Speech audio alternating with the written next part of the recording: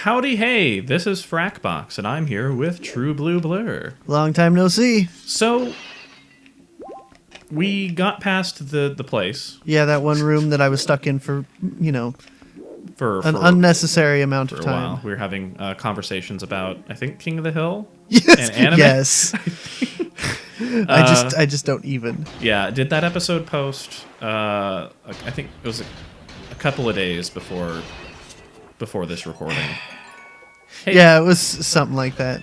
Oh, I'm going to turn it down because it is very loud. And I only have one ear on. Yeah, it is in fact very loud. Yeah. Where am I going? Haven't we been here before? Yes, but then we ended the episode, so I hopped out of the water real quick. Oh, gotcha. I didn't actually do really any exploring. Gotcha. Okay. Well, I guess we should talk about our week and if anything's happened, anything new. Let the people, all the one, maybe two people who are watching this, know kind of what's up with our lives, I guess. So, yeah. do you want me to go first, or do you want me to? Either way is fine. Go ahead. Okay. So I've just been working. Last week I was in a training class for work, learning. Well, I'm under NDAs, so I can't really talk about it all that much. But for sure. I work in tech support.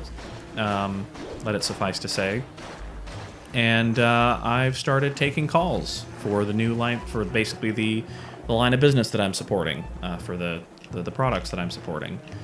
And that's, I was going to comment on Link, yeah, that's totally a natural way to swim, is right into rocks. I was very stuck there for truly no reason at all. So yeah, I've been just taking calls 8 hours a day on a product. Sounds like super fun. Yeah, it's well, the training class was pretty cool. That's good. Pretty nice people in the training class. The good thing is all the people in the training class were like really good at their job. Yeah, and that so definitely helps. and so like the training class actually went pretty quick. We were like on pace and everything, and everybody was really helpful. Like if somebody didn't get a concept, we were all explaining it because we all had different strengths. Yeah, for sure. So it was a really good training class. Everybody like really got along, and there was like 15 of us, I think. Nice. So. Oh, I think I see that. Okay. Yeah, but I've also been playing a lot of Minecraft yeah. When I get the chance. And I also purchased Hearts of Iron 4, which is a wonderful game. Oh, yeah? I've never heard of it. Oh, I've been watching Drew Durnil and also, I forget, somebody the Rambler. Two YouTubers who are kind of in the Hearts of Iron 4, Hoi 4 community. And... the game is basically, it's a World War II alternate history simulator. Interesting. Yeah, so you can basically play as any country. Hey, did you know a yellow rupee gives you 10? It's worth 10. So it's like a World War II alternate history simulator, which so you could play as like Argentina and then win World War II. I see.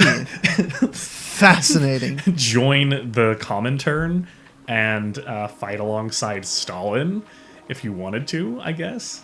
Gotcha. I played as Ireland for my first game that I actually like seriously played because I've been watching a bunch of YouTube videos like of just AI only battles. Okay. For various scenarios, and it looked really interesting. And I've been watching those videos for maybe I don't like it. For maybe the past couple of months, and I was like, I kind of want this game, but it looks really complicated, and it is really complicated. I still literally don't have a good understanding of all the mechanics in the game because there's a lot of what's the word I'm looking for?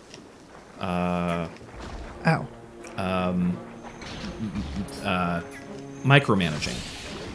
Like, think of like a Civ game.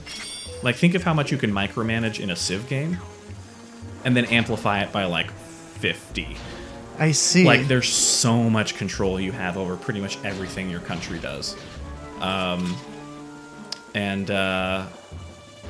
I forgot where I was going with that. But oh yeah, so my first game I played is Ireland, and I was like, okay, well, let me play on the easiest setting, and I'll see if I can play as Ireland and defeat the Nazis. They're bombfish. Yes, they are. They do the thing. They're bombs. Oh, these aren't fish. These are bombs made in No. the bomb factory. Get off They're me. bombs. So anyway, so I played as Ireland, and basically started off in 1936, and just was trying to grow my military. Yeah. Near 1940, I had about 9 divisions. To put it into perspective, Nazi Germany probably has a good 300 divisions. Gotcha. And so each division is like a few thousand men, basically. All right. Maybe 5,000 men. And so I have like very little manpower. So when troops get depleted, your manpower lets you keep troops in the field, basically. Like when people die, your manpower goes down, basically. Okay. So I saw that Nazi Germany had started early in about 1938 or so. Okay. They invaded Belgium, the Netherlands, Luxembourg, and France. Wow. Yes, all at the same time. And I started selling arms to, again, I was playing as Ireland, started selling arms to Belgium, because I thought that Belgium was going to be the one to help stave off the Nazis. And I actually helped Belgium survive for a good year. Gotcha. By selling them arms. Yeah, it was pretty impressive. But the might of the German army was impressive, and they managed to take over all of France, Belgium, the Netherlands, Luxembourg, and they established Vichy France, which is basically a puppet. It's like the southern part of France, and then the Nazis controlled like the northern part, basically. About the time they were finishing off France, they started invading Poland. Okay. Then they invaded the Baltic countries. I see. And they took over the Baltic countries. And then they declared war on Stalin. And by 1943, they managed to completely take over the Soviet Union. Okay. Yes. All right. And I was like, the whole game, I wasn't looking at the United States. I was like, wait a second. Where's the United States? This is 1942. Shouldn't they be joining the war? So I pan my camera over to the New World, over to the United States, and I pan my camera out. And you'll never believe the words that I read on my screen. Okay. It tells you the name of the country over there. The name that was over the United States was the Confederate Workers' States of America. Wow. So apparently, in 1939, the United States, in this alternate history, had a Confederate communist uprising. Wow. Which All right. And that's why they weren't fighting the Nazis. Which is why they managed to take over all of the Soviet Union. Wow. So yeah, me, Ireland, now at war with Germany.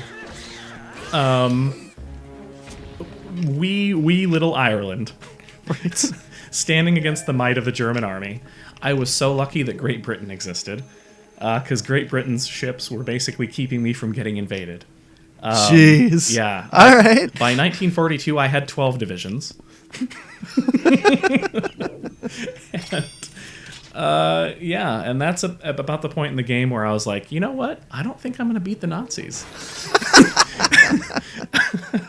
Oh, man. So I called that game a wash, and a couple of days later, I started another game as Argentina. Ooh, Bosky. Oh, nice.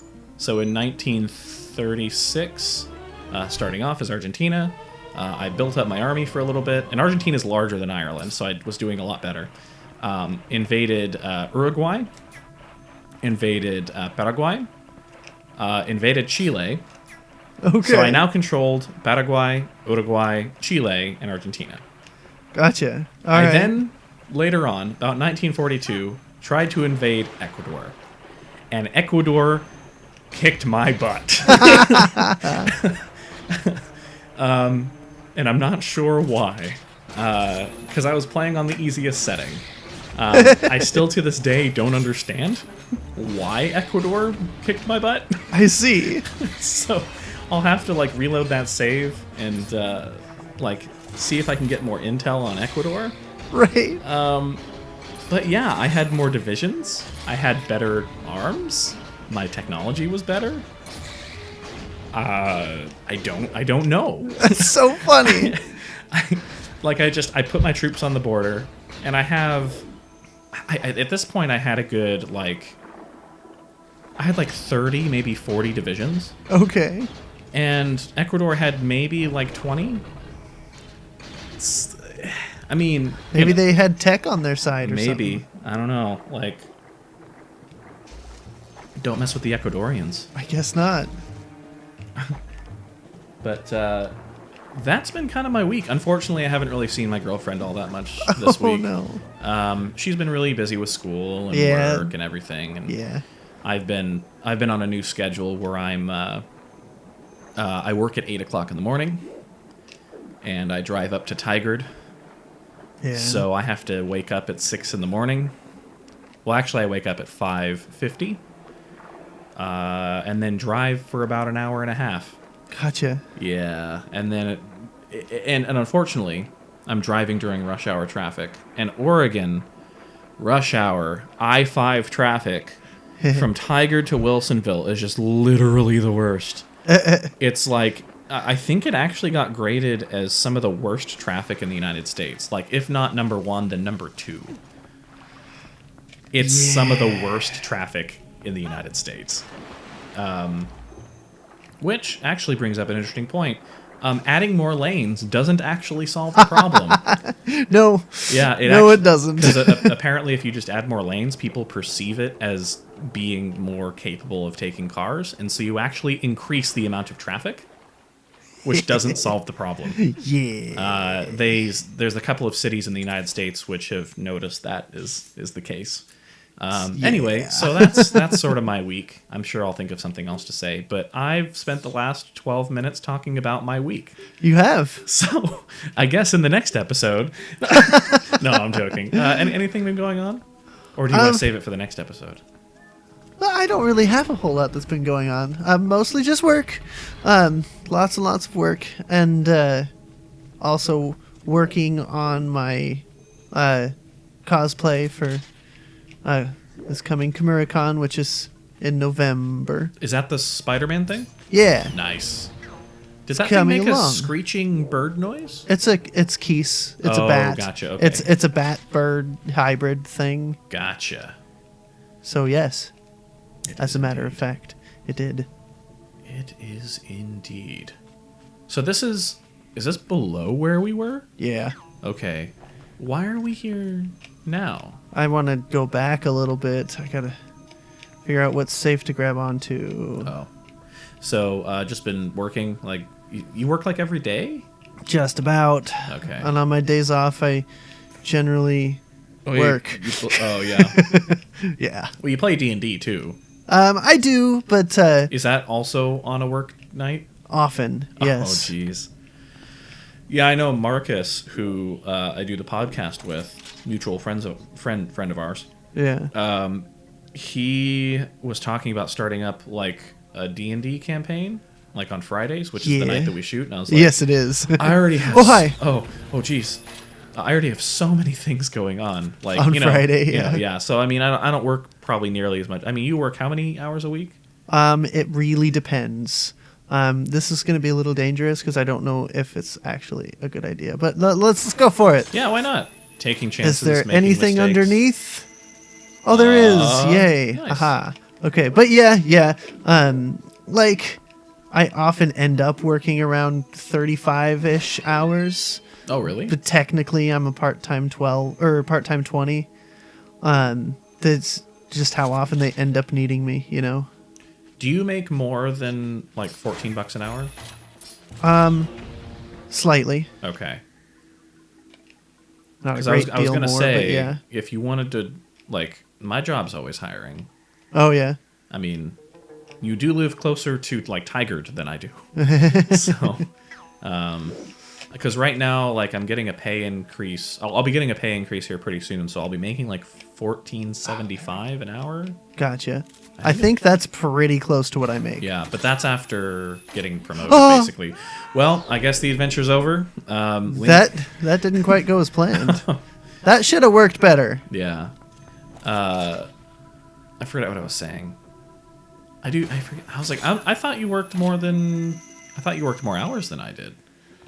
Because I work like basically 40 hours. Yeah, it just kind of depends. Yeah. I mean, at my job before, I was working like 60 hours a week. Jeez, yeah. But I was also getting paid much less. And now that, like after looking into it a little bit more, I was getting paid less than people who were, like I was a supervisor. Uh-huh. I was getting paid less than people under me. Of course you were. And I was getting paid less than the other supervisor, even though I was the lead. Of course. Night supervisor. So there was a lot of favoritism going on at that job. Yeah, for sure. A lot of political favoritism. Right. So it was a good thing that I left. Yeah. Yeah. Yeah. It was kind of a... I don't really... I guess it was kind of a toxic environment, but oh well. Not really my kind of work anyway. But, oh, we're here again. Indeed. How nice. Yeah. There was something I was going to ask you about, and I don't remember what it was. You were saying something about my work and Yeah. the differences and everything. I don't know. Yeah. Because, yeah, I know that you need to make a lot of money. I do, yeah. For your... So, if you... Although the job that I do it is kind of hard. So, you know, it's tech support is not exactly fun. Right, for It's sure. not- I mean, I'd feel bad for actually getting you into it, to be honest. Yeah. Like, it works for me, because that's literally all I'm good at, Oh, no. is fixing problems. Because it's funny all the time, like, you know, I'm a fairly introverted person. Yeah, for sure. But I have to fake being extroverted all the time. Yeah, I know. I understand how that is. A lot of that skill comes from working in call centers. Yeah. But unfortunately, the skill doesn't translate well into real life because I'm used to, like, talking to people without looking at them. Being a disembodied voice on a phone. Yeah. So it makes talking with people a little hard because it's sort of like, you know how people with, like, Asperger's, right? Uh-huh. They won't look at your face. A lot of times, yeah. Yeah, it's kind of like that because I think Bryce would be comfortable sharing this, but Bryce has Asperger's. I think we've talked about it on the channel. I don't remember. Yeah, so he has Asperger's. Actually, a lot of my friends have Asperger's. Yeah. I have a friend that, like, was he was, like, the brother of one of my best friends. He had Asperger's. There was another guy I hung out with who had Asperger's. Apparently, a lot of my friends have Asperger's. Just, I don't know. It just kind of happens, I guess. Yep, for sure. But yeah, it's I kind of noticed that is the not looking at your face sort of thing. It's a very common thing, and I sort of have that a little, but mainly it's because I've just been trained to just look elsewhere through call center work. Right. But yeah. we should probably call this episode. Okay. In the next episode, we'll spin you a lovely yarn about Paul's week. Okay. So this is Frakbox. This is TruBluBlur. Have a great day. Keep on running fast.